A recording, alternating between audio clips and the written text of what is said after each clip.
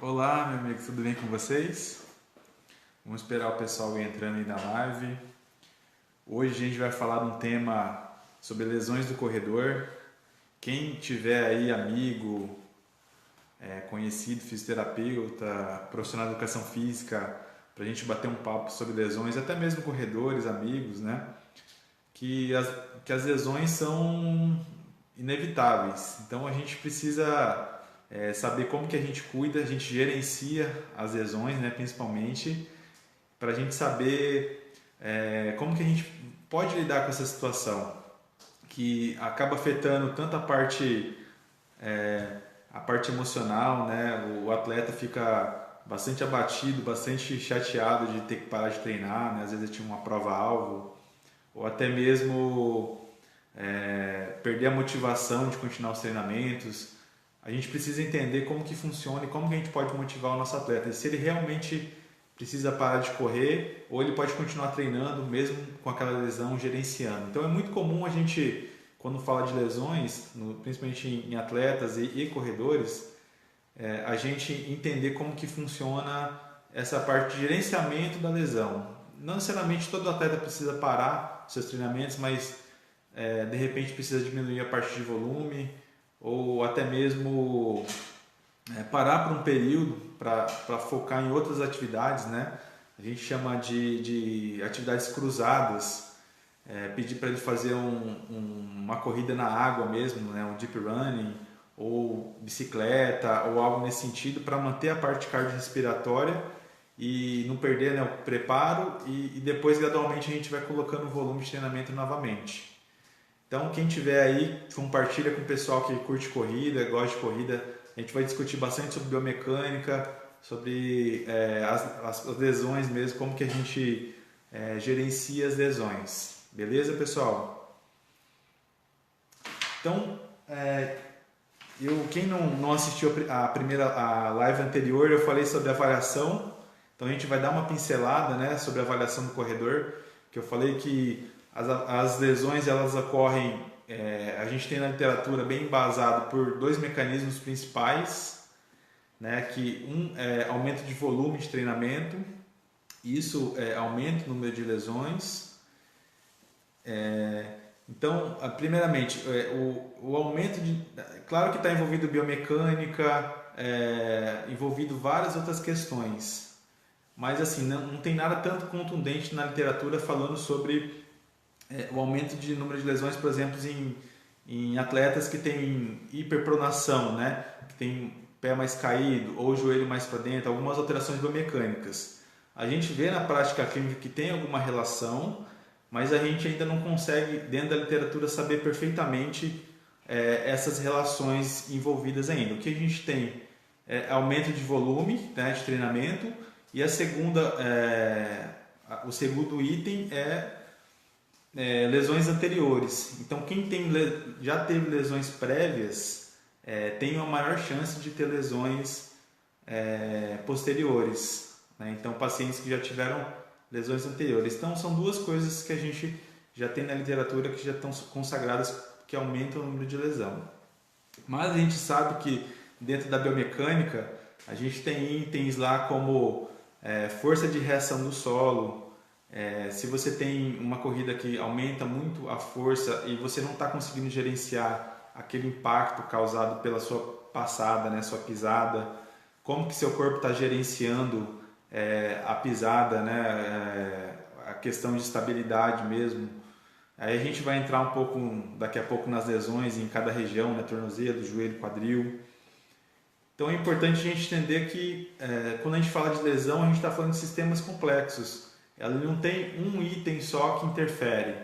Então não é só, por exemplo, se atribui muito ao uso de tênis, que o tênis não está correto. Outros atribuem a um tipo de pisada, uma pisada mais hiperpronada, né? Uma pisada mais hipersupinada. Então assim, a gente precisa entender todo o sistema como funciona. O pessoal chegando aí, a Clara, chegando a Karen, já está na área também. E daqui a pouco a gente vai abrir para perguntas lá, eu vou falar um pouco do tema e a gente depois vai abrir perguntas para ver que eu acredito que vai surgir bastante perguntas aí para a gente esclarecer e eu vou ajudar da melhor forma possível, beleza? Então vamos lá, vamos começar. Lesões de corredor. Quais são as lesões mais comuns? Hoje, o que a gente vê na literatura fala muito de lesões de joelho. As lesões mais comuns nos corredores são principalmente dor anterior de joelho, então dor na patela, disfunções femopatelares. Então, assim, basicamente a gente vê muito na prática clínica que os pacientes realmente, a dor no joelho é um fator importante, né, que vem causando bastante desconforto, né, em vários atletas. Aí tem a síndrome da bandeira tibial, que acaba sendo um pouco quadril e joelho, né, a gente vai explicar um pouquinho da biomecânica. E as lesões de sobrecarga, que seriam as tendinopatias, né? As tendinopatias posteriores de coxa, né, dos isquios surais, ali, isquios tibiais, as tendinopatias calcâneas, que também são numerosas dentro das lesões dos corredores, né, o tendão de Aquiles mesmo, né, aquele desconforto pós-treinamento ou pós-prova dos atletas de corrida. Então, assim, essas são as principais lesões. Então a gente vai primeiro falar sobre as tendinopatias. Por que eu falei tendinopatias e não falei tendinite? Por quê? Porque hoje o termo tendinite a gente tem que usar com cuidado, porque nem toda dor no tendão ou na região tendínea tem uma inflamação. Então a gente vê muitos atletas que tem uma dor, por exemplo, no tendão calcâneo mesmo, faz um exame de ultrassom, uma ressonância e não apresenta inflamação. Apresenta só um espessamento ou a dor local. Então a gente chama de tendinopatias, que ele tem a dor naquela região, mas não necessariamente ele tem uma inflamação. Isso é importante por quê? Porque se passa muito, às vezes, anti-inflamatórios potentes, alguns anti-inflamatórios para o atleta de corrida e para o paciente de forma geral. E se ele não está com quadro inflamatório, mas ele tem a dor, significa que ele talvez não esteja, o anti-inflamatório não vai causar um efeito tão benéfico para ele. Então a gente tem que ter outra abordagem com outros recursos, né? Então o jeito que a gente aborda as tendinites dessa forma. Tendinopatia de calcâneo, o tendão de Aquiles, que é muito, muito comum no corredor, né? Acho que as lesões de sobrecarga, ela é uma das mais numerosas. Então é um incômodo naquela região posterior, né, próximo ao calcanhar. Então você pode ter uma dor na inserção do tendão, que é bem na região do calcanhar, bem no início ali do calcanhar, ou no trajeto próximo ali à panturrilha mesmo, um pouquinho mais alto, né? Então pode ter uma irradiação naquela região. Como que funciona? Qual que é a função do tendão calcâneo dentro da corrida? Um exemplo que eu posso dar para vocês, eu posso falar que o tendão calcâneo ele faz parte tanto do amortecimento como da impulsão do movimento. Então a musculatura contrai, né? Então na hora que você está pisando, você tem um amortecimento ali de energia, depois você tem uma liberação de energia. Então o tendão calcâneo ele funciona como um elástico. Na hora que você pisa, ele absorve aquela energia, aquele impacto e depois libera aquela energia.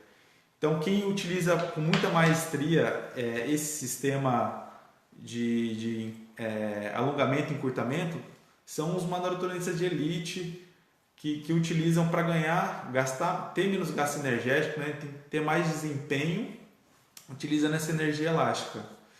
Só que o que acontece? Se você tem um problema de mobilidade, o que é mobilidade? O tornozelo não está funcionando da maneira que deveria. Pode ser articular, né? Você tem um bloqueio ali da região articular mesmo, né? Do osso talos, que fica bem central ao tornozelo, ou de outras regiões, e um encurtamento seria uma densificação no tecido miofacial e muscular, tá? Miofacial.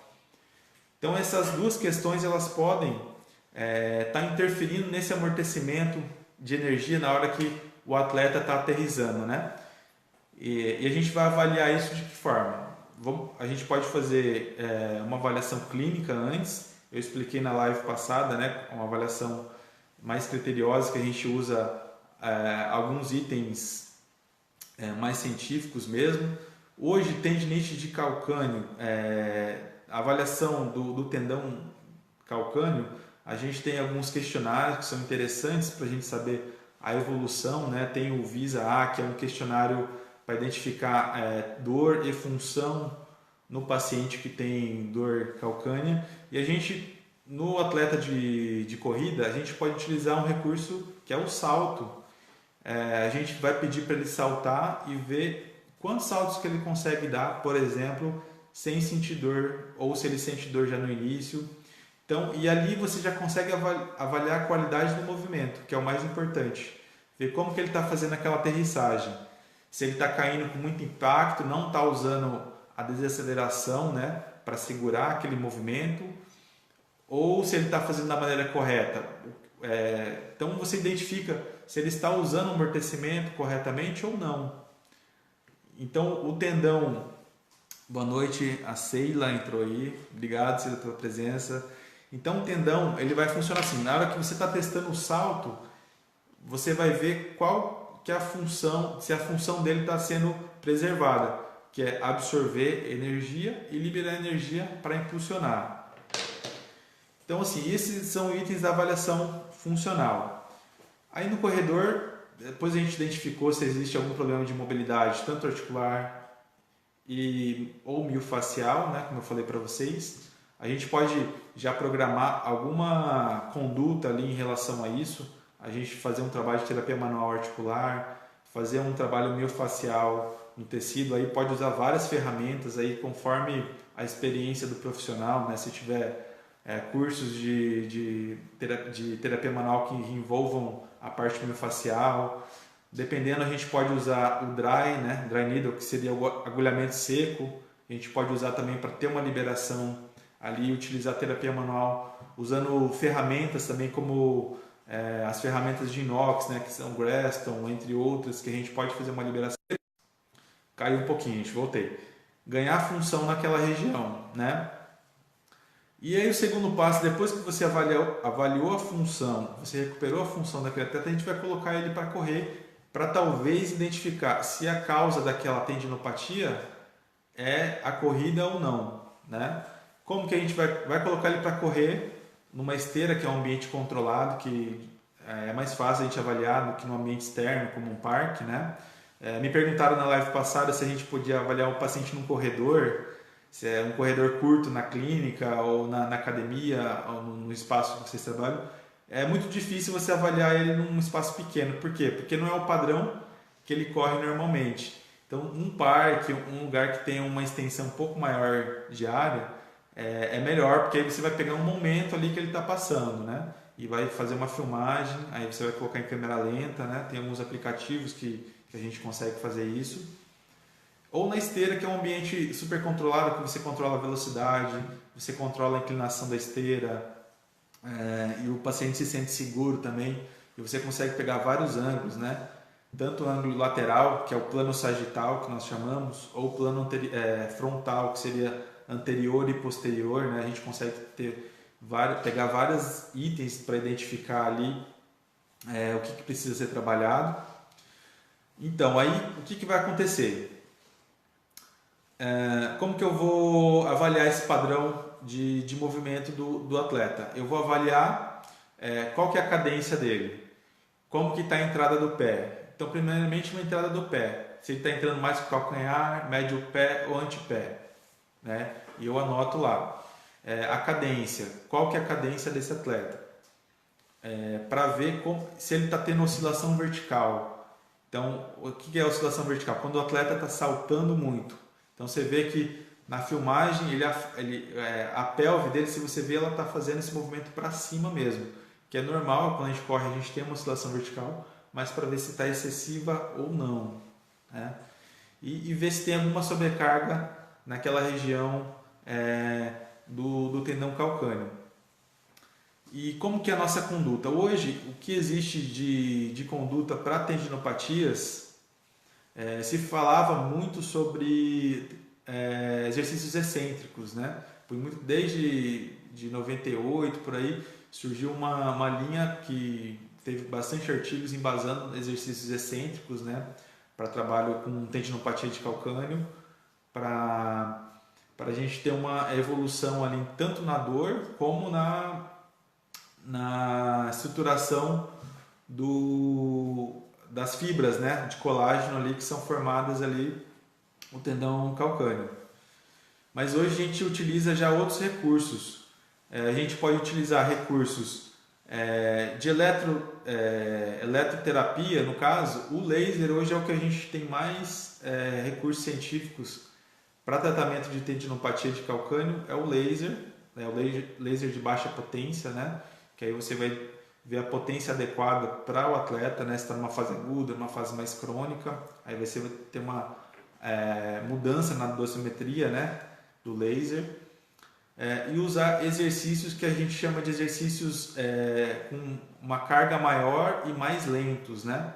Então a gente falava de excêntricos. Excêntrico seria o quê? Ele não faz a fase concêntrica do exercício, que é a fase, por exemplo, quando está empurrando.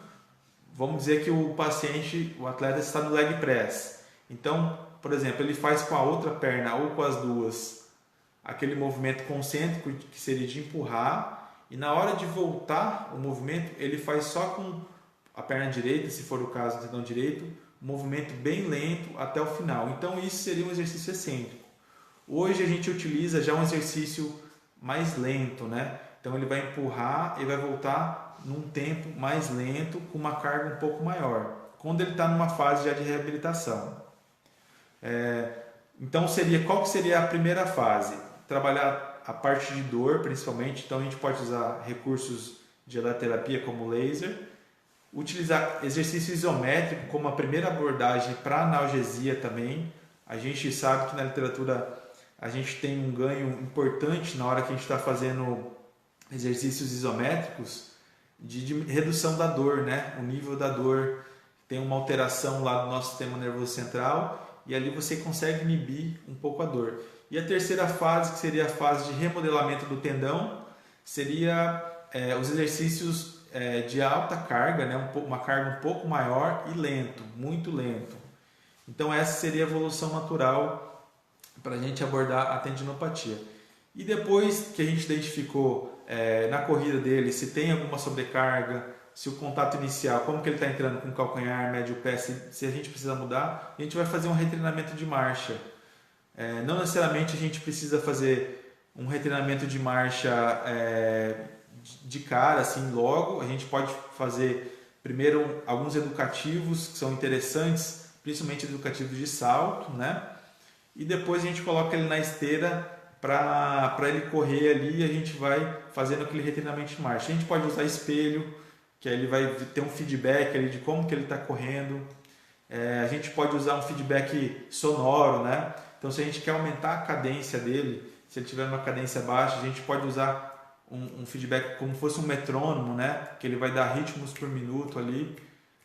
A gente pode utilizar feedback visual, filmar ele correndo, mostrar para ele, e ali a gente vai dando as orientações, né?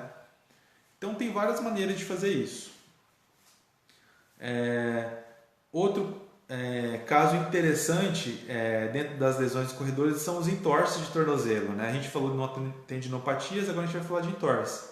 Principalmente corredores de montanha, corredores de trilha, né? Que tem pedra solta, tem buraco, ambientes inesperados ali, que corridas de aventura. É muito comum o atleta ter entorse, né? Do tornozelo. E desses entorses, antigamente, como que a gente fazia? A gente pegava e imobilizava já de cara, colocava o gesso, deixava lá o cara 30, 40 dias de molho com o gesso, né? Hoje, algumas avaliações, como a avaliação de Ottawa, que a gente já sabe se tem uma fratura ou não, né? A gente pode pedir uma radiografia ou não. Tem algumas abordagens que nós fazemos que a gente pode identificar se o paciente precisa ficar imobilizado ou não, né? Se precisa de alguma conduta médica, que a gente precisa encaminhar para o médico, ou se a gente pode conduzir ali aquele entorse. Hoje o que a gente sabe de entorse é que se ele não tiver nenhuma fratura, nenhuma contraindicação, quanto menos tempo imobilizado, melhor. Porque a gente tem as rupturas parciais ali dos ligamentos, né? Então ele pode ficar com aquele hematoma, fica o pé roxo, né? Fica aquele sangue, aquele hematoma lateral, se for no entorse em inversão. Ali rompeu algumas fibras, né, dos ligamentos, ligamento talofibular anterior, médio, enfim. E ali a gente sabe que quanto menos tempo imobilizado, melhor. Quanto mais ativo, e ele tiver conseguindo descarregar peso, né, naquele pé, melhor para o atleta. Ele vai conseguir voltar com maior velocidade e mais rápido. E você iniciar a reabilitação já desafiando ele a ficar num pé só, trabalhando um pouco a parte de fortalecimento. Fortalecimento seria ativação muscular ali, para ele não perder ali aquela estabilidade do tornozelo. Melhor. Então hoje a abordagem a gente utiliza na fase aguda, quando está com edema, né, tá bastante inchado e com dor, a gente vai utilizar a crioterapia, né, o gelo mesmo, para a gente reduzir, controlar o edema, e o mais rápido possível, conforme o paciente estiver suportando, né, claro que você não vai colocar ele com muita dor ou algo assim para ele fazer um exercício, mas o mais rápido possível a gente colocar ele de forma ativa, né, já ir desafiando ele a pisar e não deixar ele tanto tempo imobilizado. Porque hoje a gente sabe que quanto mais tempo imobilizado, maior o tempo de retorno, né, de volta ao esporte. Então só uma dica interessante também para quem tem entorse de tornozelo, e procurar um fisioterapeuta para fazer exercício mesmo, ver se não tem ali bloqueio das articulações, que é comum também, né? O osso talos, que fica bem central ali ao tornozelo, para conduzir essa reabilitação.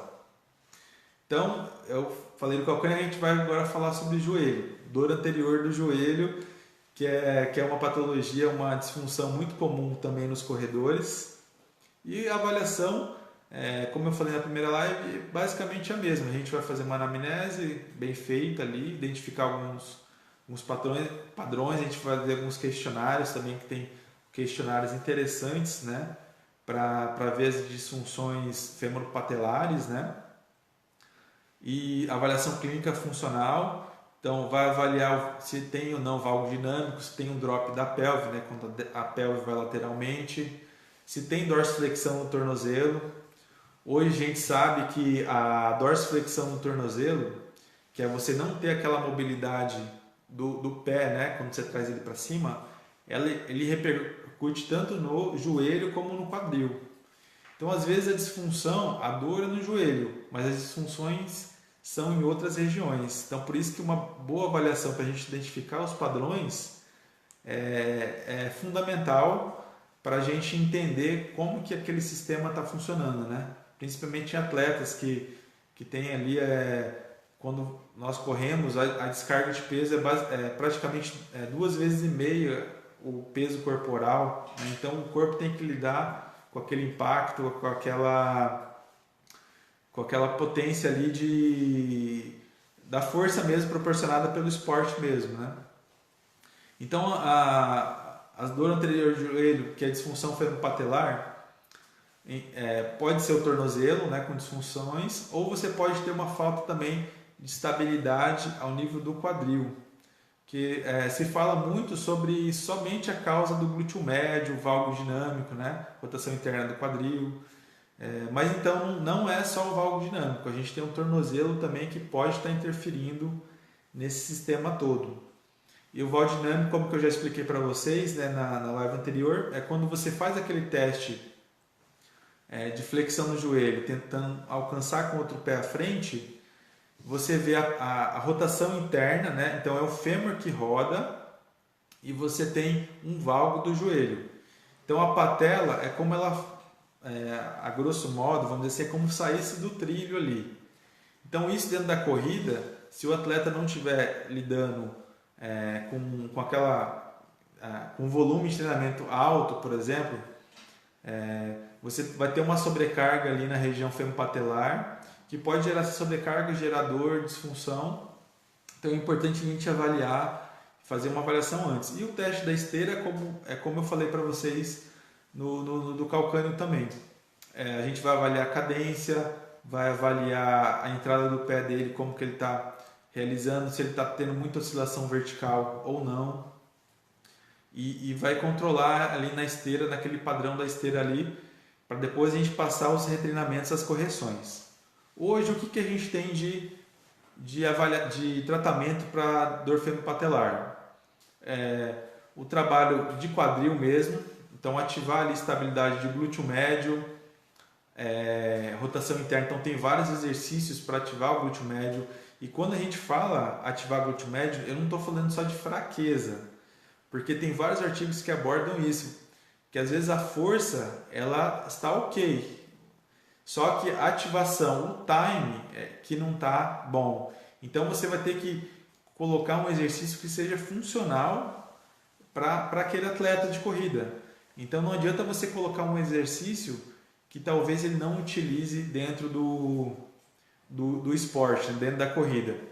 Por exemplo, eu posso passar para ele um exercício em pé que ele faça rotação interna, rotação externa, né? Com uma perna apoiada. Então já exijo o equilíbrio da pelve e ativação muscular naquele momento.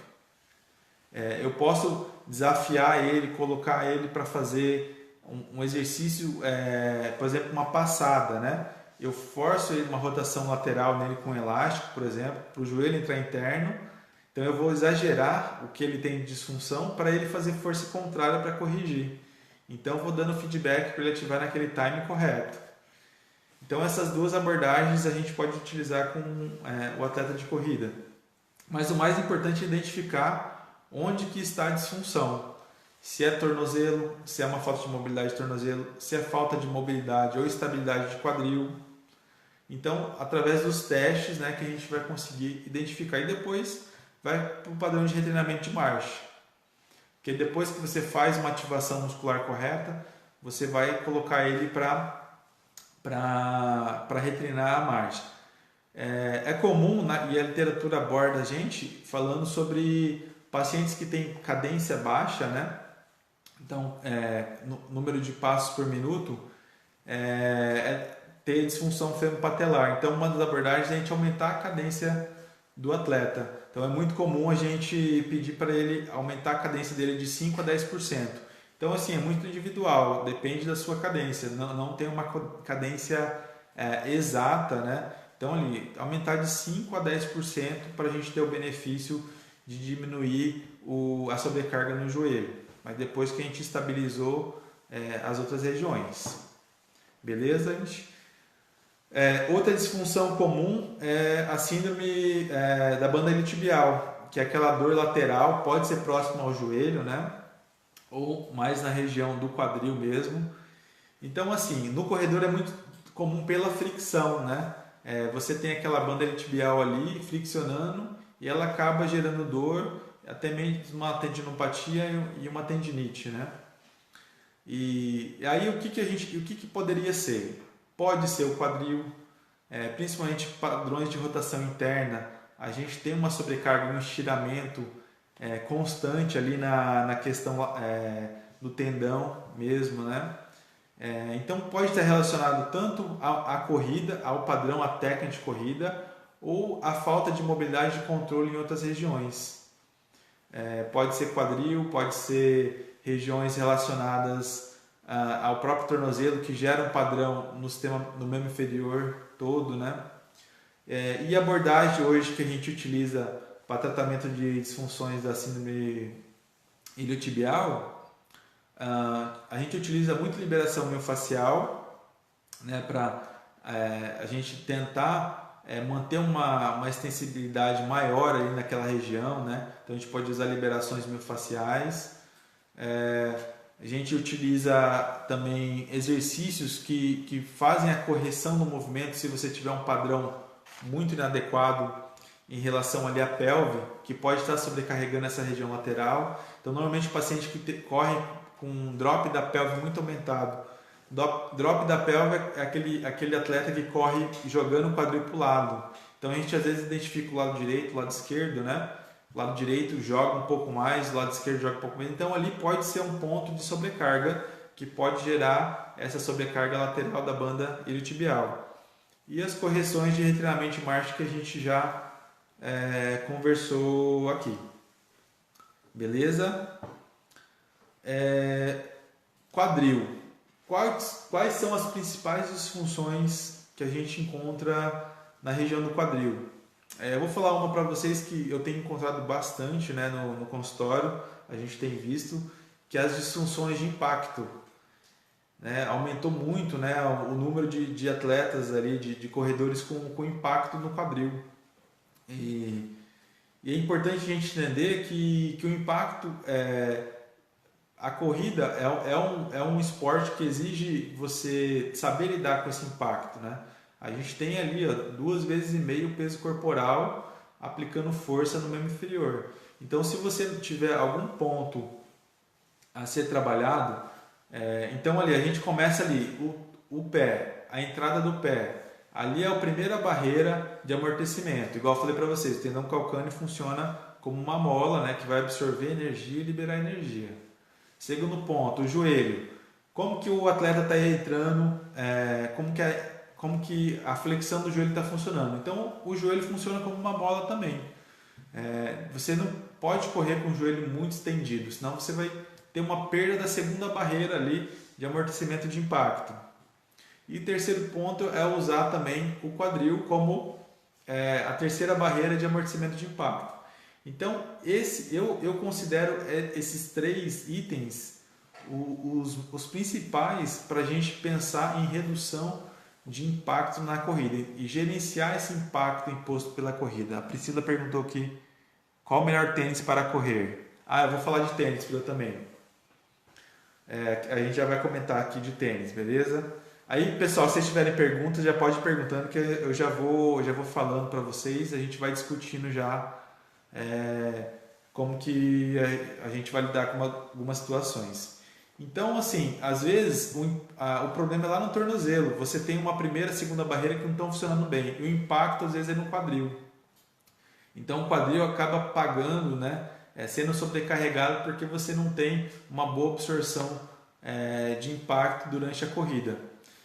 Como a Priscila já falou do tênis, eu vou comentar um pouco do tênis. Como eu falei na live anterior, e a literatura concorda, né, com essa opinião que a gente tem, o tênis acaba sendo de 5 a 10% a barreira ali de amortecimento. Por quê? Eu até postei essa semana que a nossa passada é controlada pelo tônus muscular. Então, se você está num piso, numa superfície mais dura, o nosso tônus muscular ele vai ficar um pouco mais maleável.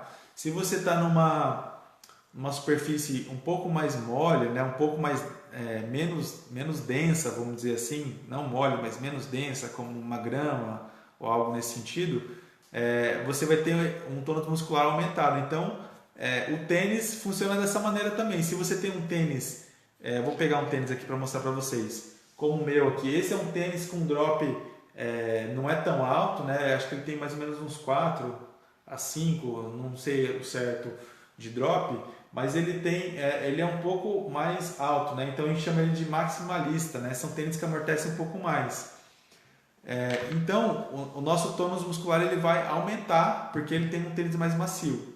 Mas se você pegar um tênis minimalista, que tem um drop bem baixinho, né? Então essa região aqui é bem fininha, então praticamente a gente está em contato direto com o solo, nosso tônus muscular tende a criar um mecanismo de amortecimento, então ele vai ficar um pouco mais maleável. Então é interessante que a gente atribui muito problema ao tênis, mas o tênis ele não é o mais importante. O mais importante é você ter um bom padrão de corrida, uma boa técnica, um bom amortecimento, né? E é interessante como a gente pode trabalhar isso com o atleta. Como? A gente pode trabalhar com ele descalço. Então é muito interessante a gente trabalhar salto descalço.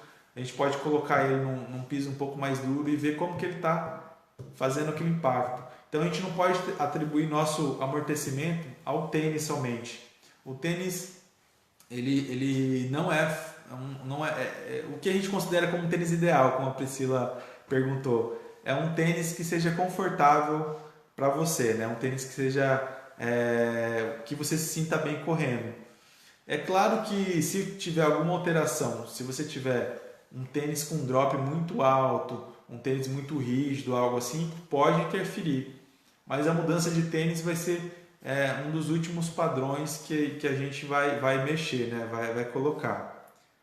A Karen perguntou aqui, correr descalço. Então, correr descalço é interessante se a gente pensar num retreinamento, né? Eu não indicaria para alguém treinar descalço de cara, assim, pegar, você, por exemplo, está acostumado a treinar 10, 12 quilômetros, pegar e correr descalço. É muito complicado, né? Porque vai dar um nó no seu cérebro. Você está correndo com um tênis e de repente você tira o tênis, então seu corpo não está adaptado, né? Então a gente tem ali um período de 4 a 6 meses de adaptação para quem vai passar de um tênis como esse, um tênis que tem um pouco mais de amortecimento, um tênis mais baixinho, né? Até chegar naqueles tênis super minimalista que praticamente você está com o pé no chão, né? Então, assim, é interessante correr descalço como um retreinamento. Então, ir para uma grama é legal, você correr alguns quilômetros ali com baixíssimo volume, só para você sentir o amortecimento, ter um feedback sensorial diferente para o pé, né, para o seu corpo, é interessante. Mas treinar para valer numa prova eu não recomendaria de cara. Tem algumas pessoas que têm esse hábito, mas aí já são pessoas que treinam há muito tempo, há 2, 3 anos, que aí já tem essa capacidade de correr descalço ou só com aquelas sandálias, né? As sandálias Haramuris, aquelas de couro mesmo, que só tem, só um solado mesmo, só para pisar em alguma pedra, algo assim. A Janaína aí na área, valeu Janaína pela presença. O correr descalço na praia. Correr descalço na praia é ótimo. É engraçado, né? Você ver o pessoal correndo de tênis na areia. Será que o tênis vai ter influência? Acho que é mais para não machucar o pé mesmo, talvez, né? Não seja nem a questão de amortecimento. Mas eu nunca vi nenhum estudo que fala sobre correr na areia assim, em relação a tênis ou sem tênis. Acho que é algo que não tem mesmo relação. Vamos ver mais. Quem tiver mais perguntas tá aí, pode falar, gente, que a gente vai. Mas é isso, pessoal. Então, avaliação importantíssima, a gente entender como está funcionando esse corpo, como está a mobilidade, como está o controle, entender um pouco daquela sobrecarga nas regiões, né, das lesões. Então, igual eu falei para vocês, no calcanhar, né, no tendão calcâneo, no joelho. Mas o mais importante é a gente avaliar essas questões e não atribuir tanto ao tênis, tanto à técnica de corrida. A técnica de corrida vai ser outro aspecto interessante, mas depois que você tiver várias funções no corpo já. Tem outra pergunta aqui, a cinésia. Na simetria de membros inferiores, você indica o uso de palmilhas? Então, a questão de palmilha, ela acaba sendo um pouco da prática clínica mesmo. Na literatura a gente tem muito pouco embasamento para a gente falar que o uso de palmilhas melhora a questão de dores, né?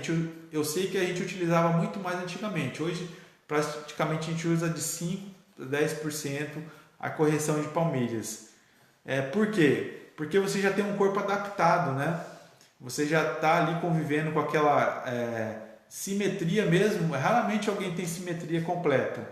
Simetria de membro inferior, né?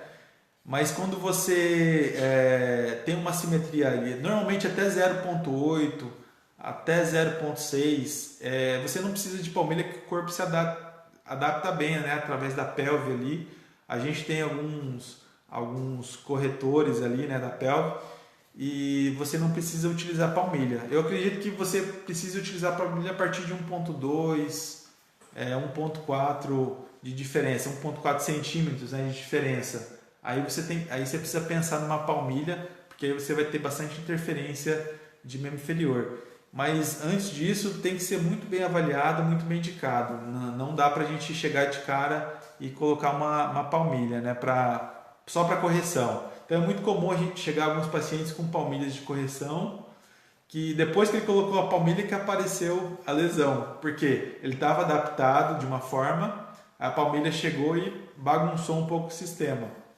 Então, assim, a palmilha tem que ser bem indicada. né?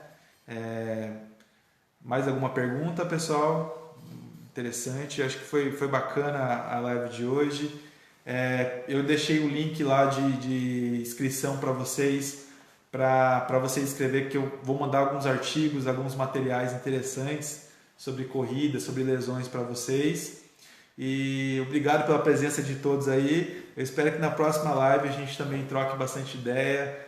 Quem vê depois dessa live, compartilha aí, pode fazer pergunta, que depois a gente vai responder, né, da melhor forma possível. E eu estou à disposição de vocês, beleza? Um abração a todos pela presença aí, brigadão. Tchau, tchau, gente.